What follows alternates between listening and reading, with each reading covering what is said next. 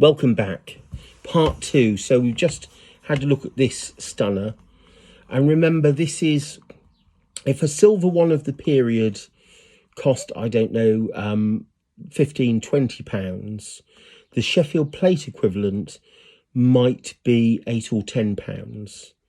It's still, there was a parity to them, which I think we've lost with collecting today, but they were expensive luxury goods. I mean, Sheffield plate was revolutionary at a time when having silver either at your tea table or on your dining table was the absolute top mark of what you could expect. And of course, if you had to do it in silver and you had to equip an entire dining table and tea room, it could be more money and more silver than you could possibly afford. Sheffield plate allowed you to achieve that same look, but at an achievable price. It was marvellous. Now I'm going to show you another tankard. I'm very lucky with tankards. I should say, I've forgotten, the first one has another early feature: wooden bases. A lot of the earlier Sheffield plate vessels will have an inset wooden base to give the foot strength. This is about 1765, 1770 at a push. I'd say 1765. This is about 1775, 1780. And by now, we've dispensed with wooden feet, but this is, I mean, this is fabulous quality. And actually, if I put that one together, you can see the interior of that, beautifully silvered, all the original silvering. But look at the inside of that. Yes, there's the difference. Real gold, mate. Real gold. This is about as good a Sheffield plate tankard as you would ever wish to find. It is excellent gauge.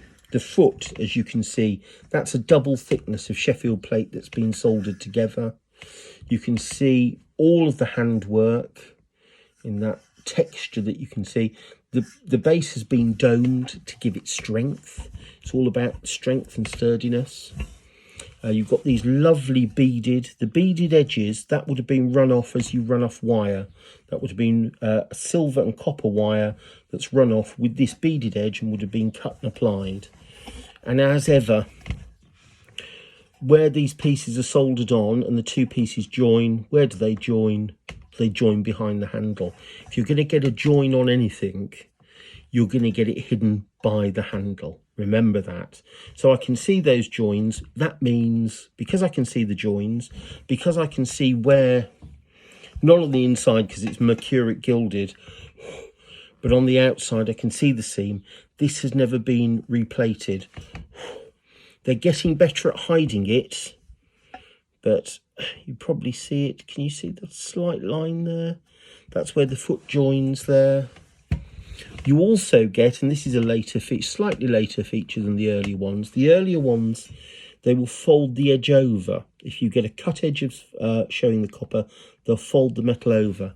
At this point, they're getting a fine silver wire. You can see it, that silver edge all the way around. They've got a fine piece of silver and they just pinch it all over. So that would have been a cut copper edge. They didn't want it to show, so they just put a thin silver wire all the way around that, and that just keeps it all secret and safe. Other features this has: fantastic period crest. Again, this is early enough for it not to be engraved in a let-in, a rubbed-in piece of silver. That is that 45-degree angle engraving, and again, that's survived in good order. And then this fabulous neoclassical panel, which they've just slapped on the front as a bit of pizzazz. You know, this would have been a very expensive tankard when it was made.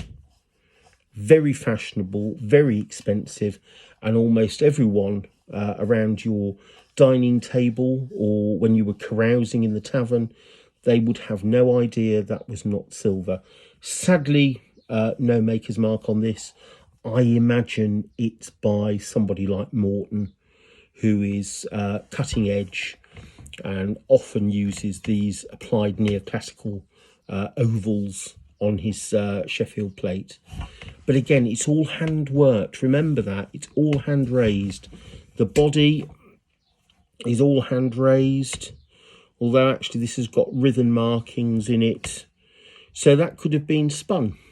The body, that thick body could have been spun. It's got a writhen circle like that. Definitely the covers been hand raised, and all of it assembled and just quite spectacular. But again, all original. Very difficult to find things in all original condition. Talking about that, and this I've kept because it is original and rather amazing. A mustard pot. The mustard pot's not that amazing, Michael. That one is. That I think is, I mean, there will be similarly good examples in people's collection of that, I'm sure, but that is a masterpiece of 1770s Sheffield plate manufacturing. And what's interesting about this is it is simulating bright cut engraving. On a silver example, it's no problem at all.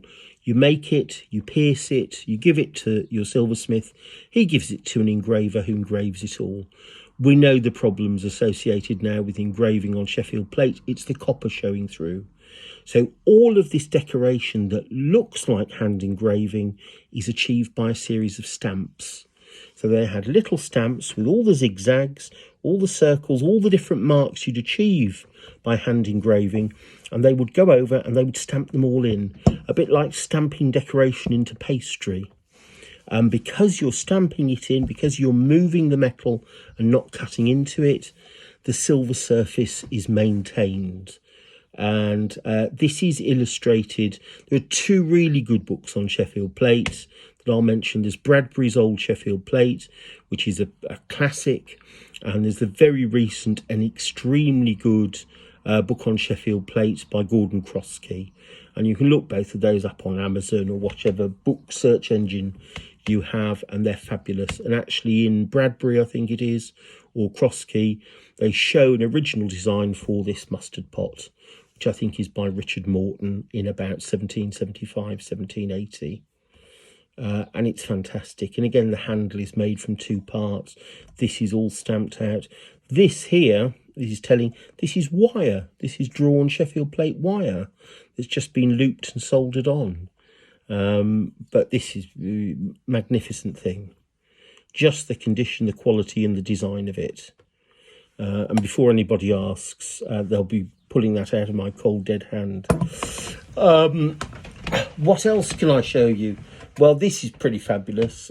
Something I paid far too much money for a long time ago at the sale. Big sale of a collection of Sheffield plates. And this is a tea caddy.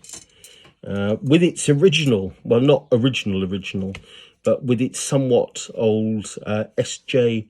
Shrubsole ticket from when it was purchased back in the 70s, I think, or the 60s, for £110. But this is, you can see this similar form of caddy with this decoration, again stamped decoration of these husks and swags, all neoclassical. There are examples you can find, but they often won't have the superb original crest on them and be in this wonderful condition. There is a trick. I mean, it's even got its original little Georgian steel key. How fabulous is that? There is a trick with this, that it only opens on the half turn. If you turn it all the way, it won't open. But if you turn it on the half turn and then take it out, you get that, and you can see the interior there for your tea. And if you want to put it back again, have to pop the key in again, give it that half turn, and it will go down. But all secured to with string to the object, and that one's in lovely clean condition because I treasure that. So that's all wrapped up beautifully and has been for many, many years. But you could not wish to find one in better condition. I should say there's no shame in having something like this coffee pot with wear. if that's what you can afford. I mean, the coffee pot's rare and early, so you'd forgive it that. It's difficult to find things in absolutely pristine state in Sheffield plate. Don't worry about it. Go for the best you can afford. Now, whilst we've got time, what else can I show you? I can show you something very rare in Sheffield plate, and that is an Irish dish ring, or an Irish form dish ring, because it was almost certainly made in Sheffield, but for the Irish market. And again, so many features here. This time, and you might be able to see this because I haven't been able to polish this up properly, the seam. You see that very obvious line, because of course it's the body of it is one long sheet of Sheffield plate that's been all hammered round. You can see on the inside here all the hammer marks, just like the silver ones. Hours and hours and hours of hammering the material, a sandwich of silver, copper and silver, hammering and hammering. But then it's brought round, and of course where the crest is at the front, the seam, even though it hasn't got a handle, the seam is at the back, where less people would see it. The seams are always, where possible, at the back. And these borders are thicker pieces of wire that have been applied. In this case, it's had a knock and it's actually come away a little bit at the join, which you can see there. But that's an extremely rare thing. All the decoration, all this pierced, faux bright cut decoration, again, it's all done with stamps and punches. And we've got swags and flowers, and this will date to about 1775, 1785. Maybe 1790 at a push, but I wouldn't think it's that late. You will look for a very, very, very long time before you see a dish ring in Sheffield plate, but they are out there. And unlike the silver ones of the period, which are many, many, many, many, many thousands of pounds, if you ever find a genuine one which hasn't got marks from a tablespoon let into the rim, beware. You'll be a very lucky man indeed, or woman. Let's not be sexist about this. I've also got those to show you. And this is one of, it's funny, I don't have a big pair of Sheffield plate candlesticks. They're one of the things I've had very many of over the years, and they're always the things that sell. These, I only have these because these were a present to my sister, who had them for 20 years, and then moved house and said, I don't want these anymore. Do you want them back? And I said, oh, absolutely. Rather than give them to the charity shop, good God. These are very rare. These are dwarf candlesticks, or sometimes called piano candlesticks. This exact pattern is, again, illustrated in Gordon Crosskey's book. In fact, at the end, at the addendum, after he'd been collecting for years and years and years, he found a few odd, interesting pieces and stuck them in at the end. And a pair of these is exactly the same. And again, everything here is stamped. So if we quickly look,